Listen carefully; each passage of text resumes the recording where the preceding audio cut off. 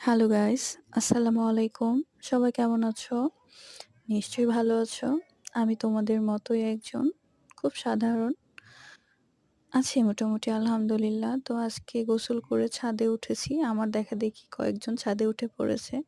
সচরাচর আমি ছাদে উঠি না। কারণ ছাদে উঠলে বিভিন্ন ধরনের অগোছালো এগুলো দেখলে মন শান্তি পায় না। কারণ মন চায় গোসল করে উঠে আবার এগুলো পরিষ্কার করতে বসে যাই। তো সেটা তো সম্ভব হয় না। বাসার কাজ কমপ্লিট করতে, করতে অনেক লেট হয়ে যায়। ২টা ২.৫টা বেজে যায়।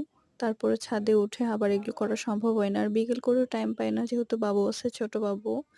ও ছাদের চারিপাশে যেহেতু বাউন্ডারি দেওয়া নাই, ও চারিপাশে ছুটে বেড়ায় আর আমার ভীষণ ভয় লাগে। তো আমি আমার একটা ফুফাতো ননদ উঠেছিলাম আর আমার পিচ্চি ২ টা। তো ছাদে আমাদের বিভিন্ন ধরনের গাছ লাগানো আছে। চর্চার এক কথায় ওগুলোকে যত্ন না নেওয়াতে একদম রুক্ষ শুষ্ক হয়ে গেছে। সব যেন মাহীন হয়ে গেছে, মাহীন সন্তান। সবগুলোকে গ্রীষ্মকালে উঠে আমি পানি দিই। তো শীতের জন্য উঠতে পারি না। আর এই ফুল গাছটার গোলাপ গাছে কত বড় একটা ফুল সোহা ছিঁড়ে ফেলছে।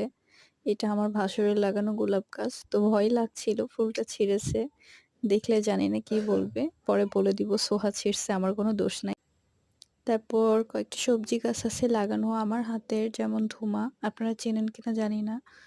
তো এই ধুমাগুলো অসংখ্য হইছে।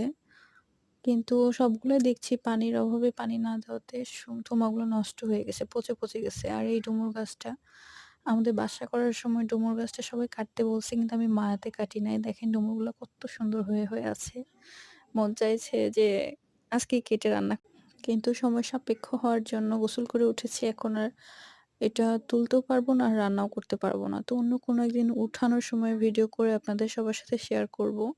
তো আমরা সবাই চুল শোকাচ্ছিলাম কম, কিন্তু ছাদের অবস্থাগুলো দেখতেছিলাম। তো আমার পিচ্চি একটা পচা ছিঁড়ছে। তারপর গাছগুলো একে, একে দেখছিলাম। আমার লাগানো আর আমার জায়ের হাতে লাগানো সজনে গাছ ফুল আসছে। আর আম গাছেও সব মুকুল চলে আসছে। আগামীতে এই সামনের মাসগুলোতে আম হয়ে যাবে ইনশাআল্লাহ। আর সজনে গাছে অনেক সুন্দর, সুন্দর ফুল আসছে। সজনে গাছ ভর্তি ফুল, মানে প্রচুর সজনে হবে এবার। দেখাই যাচ্ছে। মাশাআল্লাহ, দেখি আশা করছি কি হয়। আর ছাদে অনেকগুলো ধুমা হয়ে পচে আছে। ছাদে ওঠা হয় না, ছাদ পরিষ্কার করা হয় না, ধুমাগুলো পাড়া হয় না।